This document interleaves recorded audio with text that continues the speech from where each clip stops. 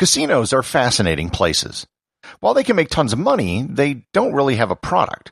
And while it's often called entertainment, unlike other forms of entertainment, no one is actually entertaining you. In fact, the entire business is really nothing more than applied mathematics. With the proper application of mathematics and a liberal dose of high-tech security and proper management, a casino can become a cash machine. Learn more about how casinos work on this episode of Everything Everywhere Daily.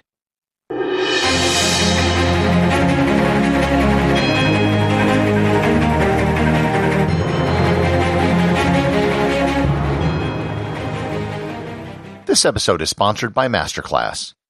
There are a whole bunch of brand new classes on Masterclass that you definitely need to check out. Yo-Yo Ma has one on music. Nas has a class on hip-hop storytelling.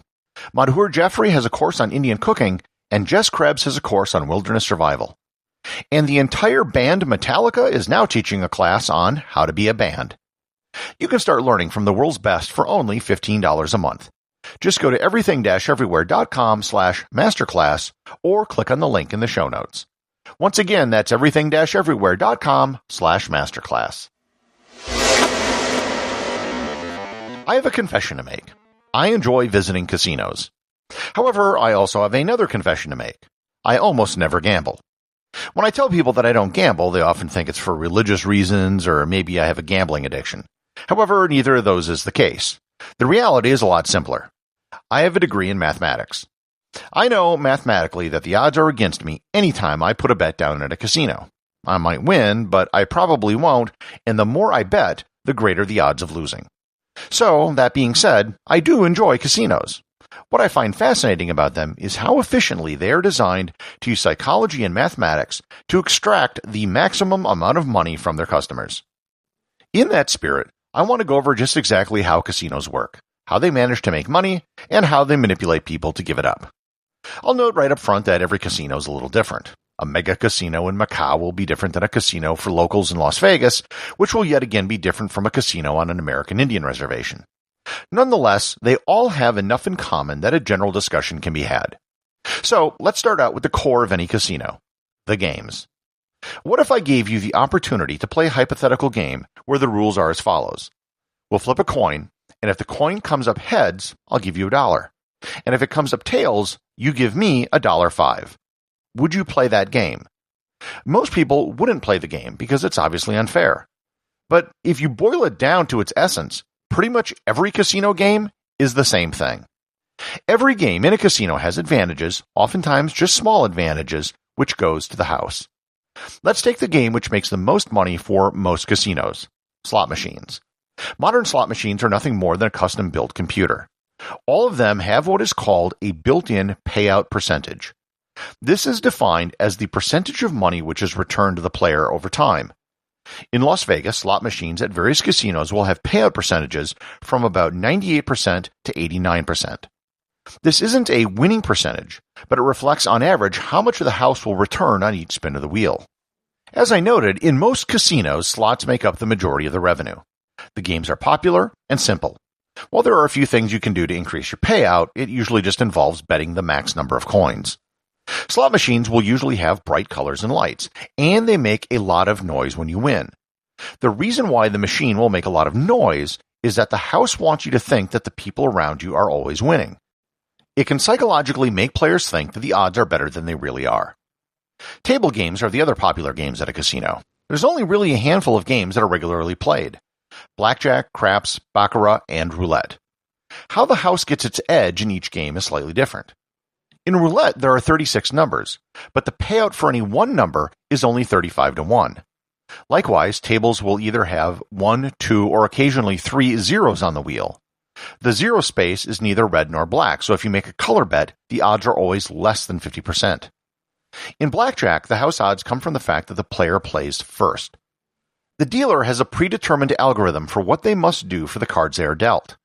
If you were to follow the exact same algorithm, if you go over 21 and the dealer goes over 21, the house will collect your bet before the dealer busts.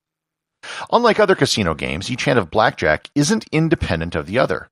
There are a finite number of cards, and once a card comes up, it can't be played again until the deck is reshuffled. This fact is what makes blackjack potentially winnable if you count cards to determine what is left in the deck. You adjust your bets to make them higher when the odds are in your favor.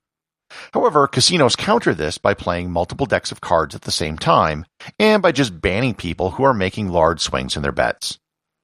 Baccarat is a very popular game in Asia, and the game is very simple. There is a player and a banker, and you can bet on either one to win or tie. If you bet on the player and they win, you double your bet. If you bet on the banker to win, it pays 95%, and a tie pays 8 to 1, even though the odds are 9 to 1. Craps is a much more complicated game, and the house edge just basically involves the difference between payout odds and the odds of winning. The house percentage in craps is usually listed as 1.41%.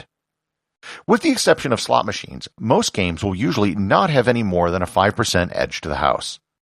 So why don't casinos make the odds even more in their favor? Because they want people to keep playing. So long as the odds are in their favor, however slight, the longer someone plays, the greater the likelihood that they will not come out ahead or just lose everything. If the odds were any worse, people would just stop playing. This desire to keep people playing and to play as much as possible is what is behind the psychological manipulation at a casino. One thing you will not find in any casino are clocks. They don't want people to know what time it is, so they'll keep playing. Likewise, there are no windows, so you don't know what the time of day is. Almost every casino has really garish carpeting. This too is by design, as studies have found that it keeps people alert and playing. Trying to walk through a casino can be confusing, and that is actually by design. If the casino has a hotel, you have to walk through the casino floor to get to your room. If you want to go to a restaurant or the bathroom, you'll also have to walk through the casino floor. You might have noticed that you never play with real money in a casino. Modern slot machines will often play with credits on a card, and table games use casino chips. There are several reasons for chips instead of cash. First, it psychologically makes people think that they aren't playing with real money, so they tend to gamble more. Second, it's easier for surveillance to detect differences in chips than it is pieces of paper. And finally, many people forget to cash in chips or take them home, and that's just pure profit for the casino. Casinos are also on the cutting edge of data analysis. This is why most casinos have a loyalty program. This allows casinos to track the amount of money that their customers are betting. To their customers who bet the most, they will be extended what are called comps. Comps are just complimentary things like free hotel rooms, meals, drinks, and sometimes free casino chips.